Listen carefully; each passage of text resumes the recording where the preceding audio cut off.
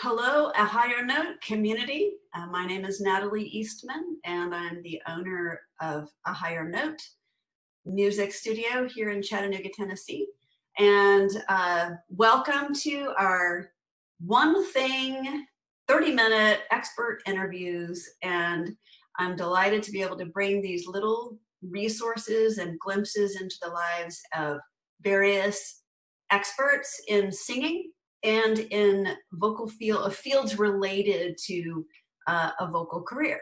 So for those of you who are really trying to work on getting your voice back or getting your voice going for the first time, these are for you. It's a way for you to just have a little something to grab onto for the day, a little bit of inspiration and a little bit of something to sink your teeth into in terms of working on developing your voice and your vocal career. So today we have a treat. I think it's a treat.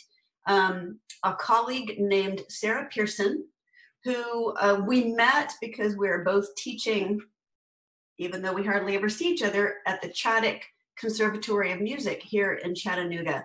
But Sarah is a real treat for Chaddock and for a higher note community. Excuse me, something in my eye.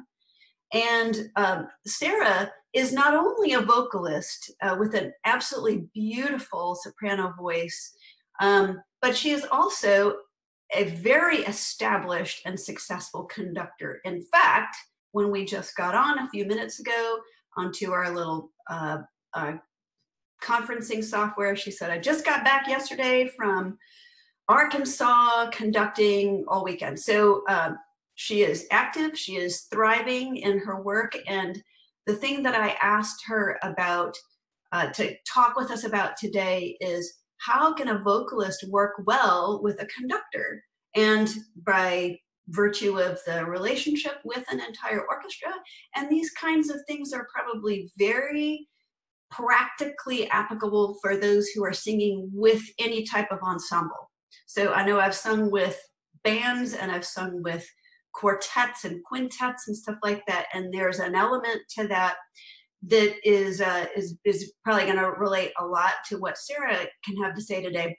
However, there's a special thing, in my opinion, to working with an orchestra because it's such a large group, and because the conductor really represents and channels that group and brings the singer into the symbiotic relationship with the orchestra.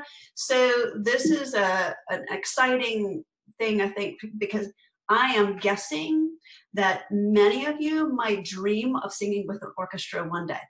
If you haven't done it already, you might be dreaming of that. So I'd love to have Sarah just say hello, and I'm going to be quiet for a minute just so everyone knows technically when I speak, the camera goes to me and gets off of Sarah. So when Sarah's speaking, I'm going to be zipped so that you get to see her and hear her and won't be interrupted by me flashing up here, smiling or looking enchanted or whatever it is. So everyone, please welcome Sarah Pearson.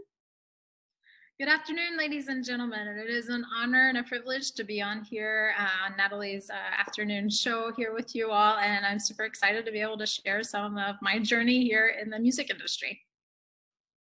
Thank you. Thank you. So that was a little bit, I think, maybe of your conductor voice, was it? Probably. It's how I kind of always talk, I guess. So, okay, so let me tell folks a little bit, I'm going to give you one sentence from Sarah's bio, and I want you to click on her bio below, or it's going to be this way or this way or this way or some way on the page, and just read all the things that she's done, the things she's accomplished. It's really exciting and very impressive, but just read, here's one sentence for you. So Sarah Pearson has conducted the Buffalo Philharmonic, the Symphony of Northwest Arkansas. Is that the one you just came back from? Yes, yes.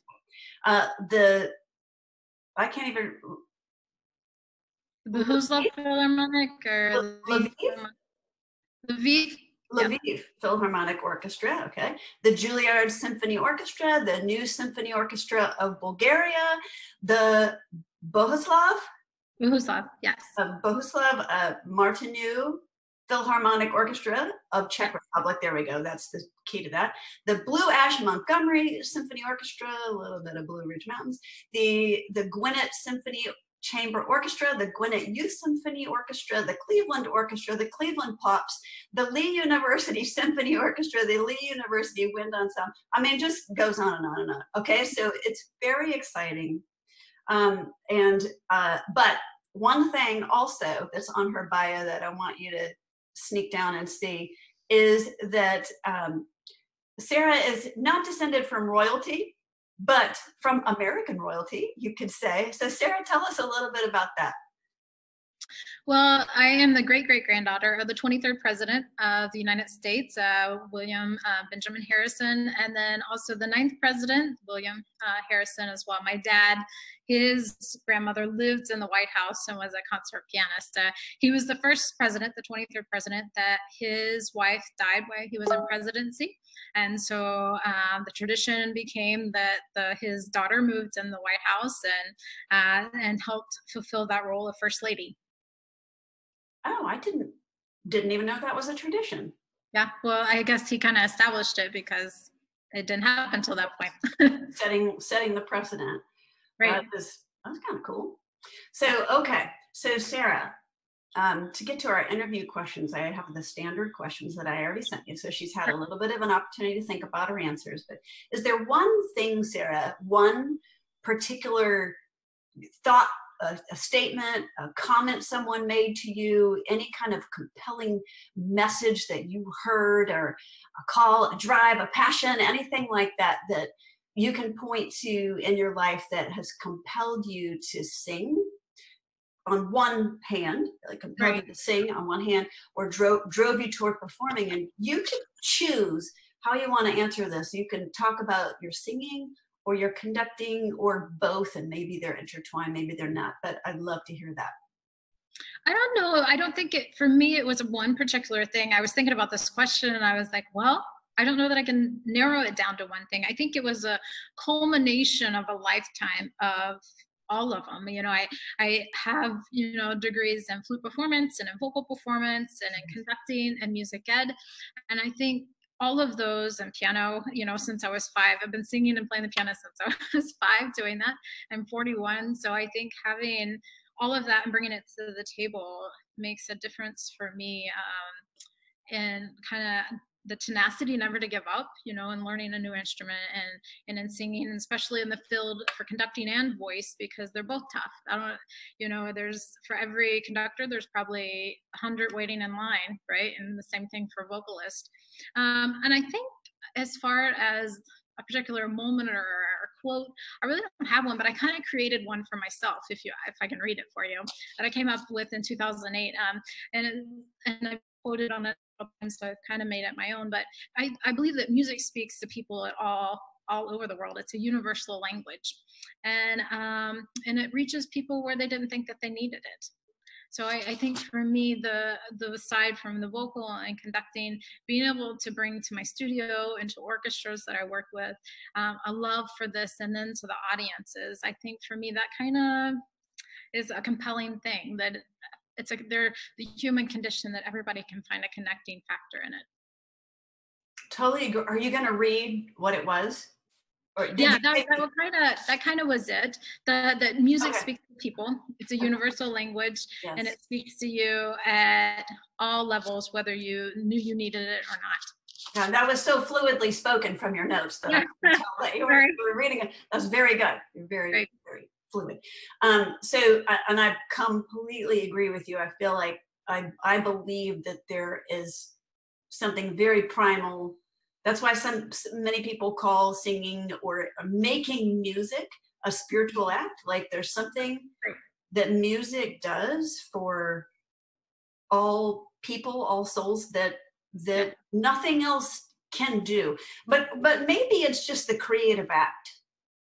I think it's a combination of probably both. Yeah. Yeah. So yeah, totally agreed. And I'm right with you on that. So what is one thing? One big thing, whether it falls under the category of a mindset, a specific aspect of approach, or an aspect of training, or an approach to training that that has been useful for you, that you think could be help? No, let's leave that. That something that has shaped your practice to singing and or conducting and I forgot the fact that you're a flautist. So that's yeah. Right. Actually, it's twofold. So I'll share two sides of this. You know, you were talking about an approach to singing, and it's a belief system that I came up with as not only as a conductor, but as a singer and as an instrumentalist, is that several aspects to it. That number one, that music is always moving forward from point to point. And if you have the belief system in that it'll help you not to sing so vertical, that you'll sing more horizontal through the phrasing, and it'll help you to find that overarching musical as to whether it's a symphonic score or it's an aria. The other is that not all notes weigh the same, that I believe that the smaller leads to the greater, and that idea will help you find that phrasing as well. And those two, in a lot of ways, determine how I'm going to conduct a score, how I'm going to sing it, how I'm going to approach it teaching it in my studio. But then on the other side of it, I took this really phenomenal class when I was at Juilliard. I spent a summer in 2013, won one of the 10 international spots to study there and get accreditation. And one of the professors of psychology came and did a seminar on how to handle pressure in performance, or in my case, on the podium. But it can be applied to vocalists, and I do this all the time with my choruses, with my private studio students, and I think it can be applied as professionals too. And it's a 5-step process. And so the first step is being grounded. So if you're sitting down, you can at least plant your feet on the floor right now, and and give some adjectives for yourself. What does the ground feel like? It's sturdy, it's solid, it offers support, right? And as performers, or as conductors or singers, we want to have grounding. And then the second step is to your center, your core. Right, our sound comes from that, our core, and being, if you do yoga or that kind of stuff, that's actually really great because it helps you find that energy and your breath support. And then the third step is you're standing there now that you're centered and you have your core, is to de-stress. If you have stress in your body, it comes out in your voice and performance, or in your lessons, or whatever you're doing. And so you can find ways to focus that to get it out. So you could take your fist right now and put it in a ball, and then take all the stress that you have, in your body, and then focus it here into the hand. And so just take 5 seconds and do that right now. So 5, 4, 3, 2, 1, and then release it. And you should feel like this energy coming out of your hand, and you've just taken that stress that was in your body in those few seconds and released it. And then the fourth step is your breath. We deal with our breathing, whether we're instrumentalist, vocalist, or conductor. We all are breathing, right? If we're alive, we have purpose, and we have that. So, but when we take a breath, and especially if you're getting ready to go on a stage, maybe you go like you're really nervous. But that's the worst thing you can do, because it raises your heart rate. You want to take a deep breath in and exhale slow. So take a deep breath in and exhale slow with me. And then the final step is you want to think about how you're going to begin the piece and how you're going to end it. Think about how the opening moments of the aria begin, or, in my case, how the overture or the symphony starts. And then think about how you're going to end. Think about your purpose. How are you going to walk out on stage? Where's the place that you're going to stand to sing? Or are you going to stand in the crook of the piano and as you're doing your recital, whatever it may be. But you can do this 5-step process in like 10 seconds flat. So we'll go through it really fast. So ground, center, de-stress, your breath, and how you're going to begin and how you're going to end. And that creates a mindset and a physicality for all of that. And then that, coupled with the idea of not all notes weigh the same, and the music is always moving forward, kind of are my guideposts for everything that I do. I love that, Sarah. That's great. I was sitting here doing it with you, and when that's awesome. when I released it, I literally felt a tingle Yeah, it's really fantastic, and it's really served me well. And I've been in a lot of competitions worldwide and festivals and in the hot seat, the hot pocket if you call it, and it's just been wonderful. It just kind of takes you out of being in your headspace and being more present. I think that's one thing that we struggle with as performers. We get in our headspace mentally, and we forget to be present in what we're participating in, and that helps you find that so that you don't miss it. That's incredible. That's really valuable. Thank you very much. And I like how there's sort of the summary statement that music is always moving forward too. Yeah, like is. that. Yeah, and because when you think about phrasing in music, that's what that's telling you is every little section of music tells its own little story, and every little story is always moving forward. There's always a beginning, a middle, and the end, right? And but I just, yeah, that's fantastic. I appreciate that very much. Thank you to you and to your Juilliard teacher. Yay. And it was also interesting to me the how breath. Yeah. I don't care what you're doing in life. Breath is, the center of our life. It is. Yeah. If we don't have it, we die. And but just the shallow breathing does not serve us well. No, it's deep, filling your lungs and just remembering you have purpose. Yeah. Yeah. And I like how you combine the physical and the mental and the emotional all together in one quick little package. It doesn't just take care of one aspect of nerves or whatever. It's everything. It's like get my whole mind, body, spirit, everything, like thinking, what is this I'm about to do, and how am I going to tell this story? And when you think of telling whatever it is that you're doing as telling a story and as moving forward, it really takes the focus. Well, the focus is on you when you're thinking about those things, but it takes the focus off of you because you start thinking about the story you're telling. Like that's the end result is we do enjoy music for ourselves, but it's even better when you are sharing it with someone else and bringing them into whatever it is that the creative along those lines, I had a great mentor that would say, as far as conducting, he would say, Sarah, if you conduct the music, you're conducting the musicians. And it's the same thing for vocalists. If we're truly singing the music and on the page and giving life to it, then we are singing the music. I don't know if that makes sense what I'm saying. Along those lines, meaning that if we're not just looking at the notes and saying I'm accurate in pitch and in rhythm and in all of this, but to really truly give it life, we sing that and breathe life into it. So it's that kind of idea. That's good stuff. Yeah, I like it.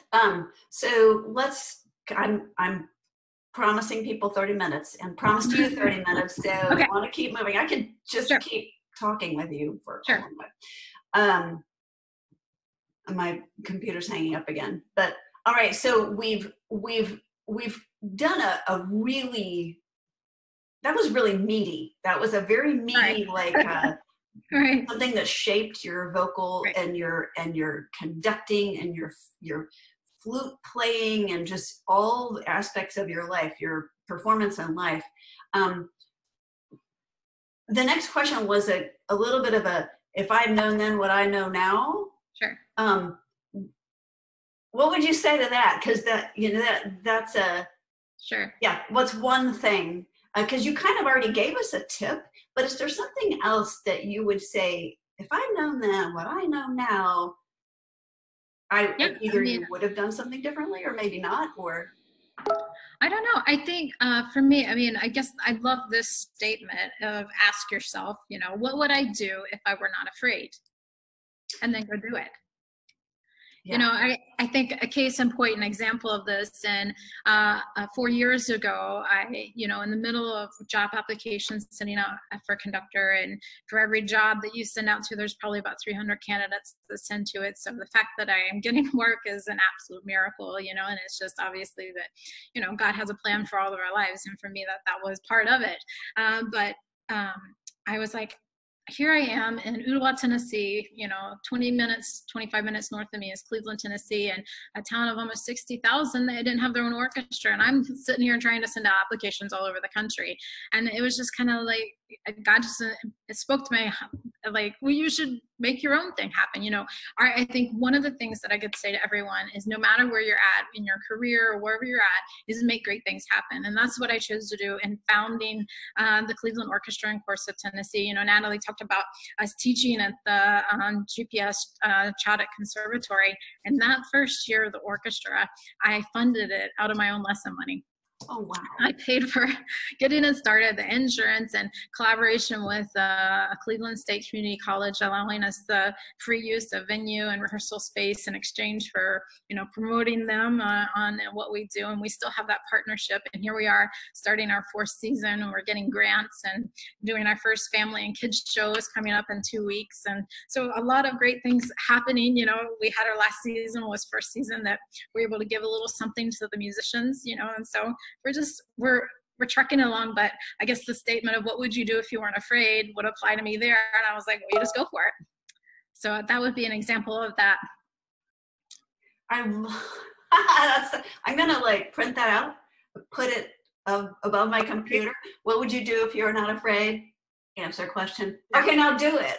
Like, right. What's the, you know, and the truth is there's struggles with it. But I think the statement of understanding that without struggle, there's no progress. And you have to just believe that if you're doing something that's worthwhile and meaningful, there's going to be challenges with it. But I think that's just where the tenacity that I have had since I was a little girl. I mean, my parents used to say, I would spend hours practicing. I would do the flute, I would do voice, and then I would do piano. And then now, you know, I'm doing hours and hours of score study. But it's just building a tenacity of not quitting. And, you know, as musicians, we get that. Absolutely. I've said, I try, whatever I do, I strive to be as good as I can be. I think I'm an okay singer, and I think I'm a good teacher. People tell me I am, but my whole thing is like, whether I am or whether I'm not giving up. Right.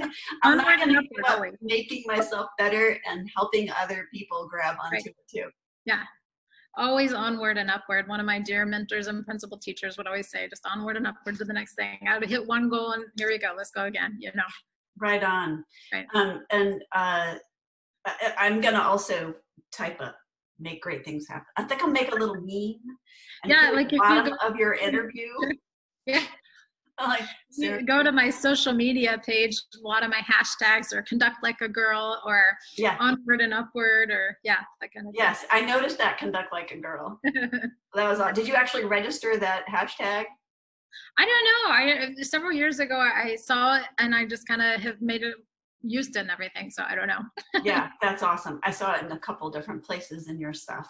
Yeah, that's very cool. So all right, so what are you working on right now in your vocal and or conducting and or flute playing career? Right. Well, let's see. I just got done with symphonic dances, Rachmaninoff, Beethoven Violin Concerto with Northwest Arkansas. This next 2 weeks, we're doing Rutter's Gloria. I haven't sung that and visited since I was an undergrad. And so it's been great to revisit it now as a conductor. And I'm like, oh, you know, you go through it, and when I'm studying and I sing all the parts, and I'm like, oh, it's like visiting an old friend. So it's been a long time. But so the Cleveland Orchestra in Corsa, Tennessee, we're doing that on the 23rd of November. It's a fun piece, and that we're doing for our kids concerts and the family concert. We're doing Howard Blake's The Snowman. It's an animated feature with narration and a girl soprano. So I've been working with we have a local middle schooler. She's singing the boy soprano part, but she has the vocal range. That happens, right? Puberty. And so she's singing for us the only solo voice sung part in the entire piece, but you have to look it up. It's very cute. It's about a 26-minute animation that comes from the United Kingdom, but it's a great piece. And getting ready for all the other seasonal concerts with the different groups that I conduct, and then my chorus is doing that as well. So it's just a mixture of all of that. I have to tell everybody, you have to go figure out how you can go get to see that, because my family loves the snowman. Oh, it's so great. It's kind of sad at the end. We're following up with the Polar Express because I don't want any kids in the kids concert crying. I'm like, I'm sorry he melted. Because the snowman melts. Right, yeah. So we're bringing back with hot chocolate and everything else with the Polar Express. That's so clever. I love that. When my first or second child was born, a friend gave us the video, the DVD for the snowman. I'd never heard of it before. And my kids loved it for the video, but I would just listen to the soundtrack and just melt. I mean, it's absolutely beautiful, lush and stunningly gorgeous. And I have to come see that when y'all do it. Yeah, bring my kids. And I did a benefit concert 4 years ago, and that was one of the focal. I did the boy soprano part. And by the way, have you ever seen the boy who originally sang that part? There's a YouTube video of him as a grown adult man singing it as a duet with himself as a child. No, I have to go look that up. I've not seen that. Yeah. So I'm very excited. Everybody, you have to look that up. And if you're anywhere in this region, you should go. I just highly recommend that. How can people stay in touch with you, Sarah? Sure. My website, I think you have there, Natalie, but it's www.sarah, S-A-R-H, Pearson, P-E-A-R-S-O-N, all lowercase.com. That's my website, my calendar, all the things you want to know about me are on there, or you can follow me on social media. It's just, you can find me on Facebook, then on, I think, also Instagram. You know, before we sign off, I want to say one thing. I think that you have such an approachable personality, and your whole demeanor is so approachable, which is awesome. And I thank you for that. Here's my question, something I'd love for you to say. Sure. I know that a lot of people who are in the higher note community and who may be viewing this video,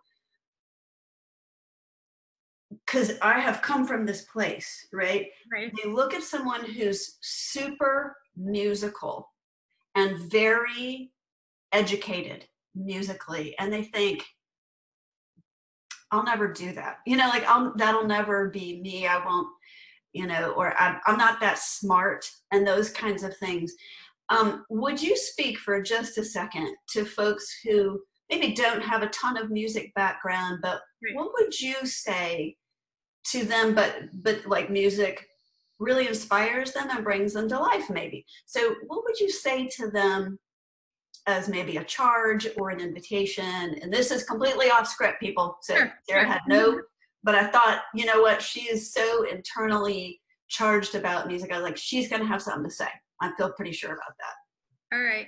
So I think just from a personal standpoint, so I'll share just kind of background. Not a lot of people know, some do, but when I was in 5th grade, my parents had to I was in like a private school, and the teachers kept noticing that there were some learning issues with me. And through a series of tests, they determined that I had dyslexia, which made a whole lot of sense of why I was always struggling. I was always the youngest in my class because my parents started me right when I turned 5. I just wasn't quite there yet, but then having dyslexia when I was reading where the sentences get flipped around made it really a tough learning challenge. But I never had that with music. It was kind of like one of those God's graces that the notes that never get mixed up on me. Fast forward, you know, through middle school, high school, my parents worked with me one-on-one, homeschool through another private school who was like the umbrella over it. And I focused on music. So I did my schoolwork during the day and then had a lot of time for lessons and stuff. So I guess that's where I get the hours and hours of practice, because I wasn't at school all day long. I was able to take lessons and be in ensembles and stuff and have that freedom. And then when I went to undergrad, I had a lot of great professors that worked with me through it. And over the years, I've been overcoming it.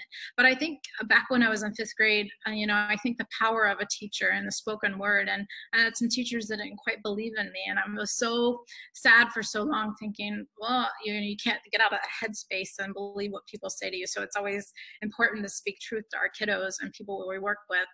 But they were like, well, I just don't know what you're going to be able to do in life. You know, this is really a disability. And I kind of let that plague me a little bit. And then I just had to realize that I'm fearfully and wonderfully made and I have a purpose.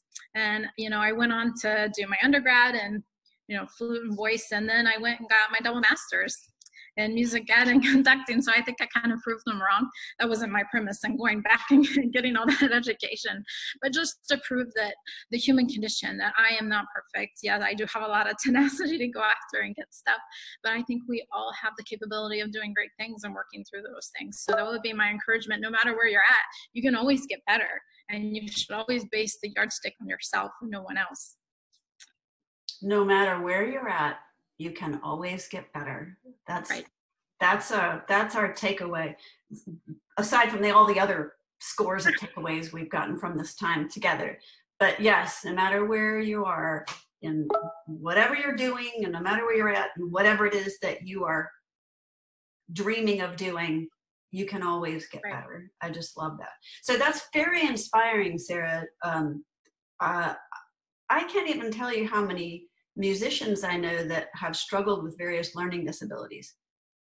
And music's actually been a part of their healing, right? And that's true for emotional disability. I just got my catalog from the Guitar Center, and they have all these inspiring stories in there this time around of various people whose lives were changed and for the better because of music. And now they've started it's famous people like Eric Clapton and various other people, and foundations that they've started or initiatives that they've started as a result of their own things that they've gone through. Everybody has a story, and everybody has a journey.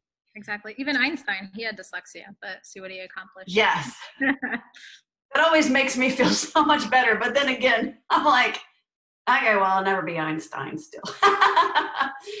But I love how you keep coming back to tenacity. Yeah. In your own life. Never give up. Always trying, you know. And music is always moving forward, and Sarah Pearson is always moving forward. So, well, thank you very much, Sarah. I appreciate it. I want everyone to know that all the things that we've talked about are going to be posted down below, including, if I have time to make it, I'll make a little meme for you and a little whatever I make that's inspirational that Sarah has said, and I'm going to post over my computer. I'll make it available to you too. And the links to get a hold of her, see her website, that's all going to be there too. So I do hope you will look into the Christmas concert. Sarah, can you tell us the details on that Christmas concert? Sure, By the time some people see this, it's going to be well in the past, because this will be in perpetuity on the website. Yeah. Tell us what you know. Sure. On Friday, November 22nd. 2019. 2019, yeah. We have 2 kids concerts for the Cleveland City Schools. It was a grant given by a private foundation to be able to bring in as many kids as we can pack the hall out for free to be able to see. We're doing, Sounds of the Seasons type music and the Snowman, obviously finishing with Polar Express because the snowman melts. And then on Saturday, November 23rd is our family concert at 7:30 p.m. We'll do the first half will include Rudder's Gloria and several other, classical seasonal works. And the second half will be kind of like Sleigh Ride and the Snowman animated for our families, and then ending with Polar Express to kick off the holiday season. We try to do right before Christmas, and this year we took a hiatus from doing the Messiah, and we're doing the Snowman just to kind of tie in our family works.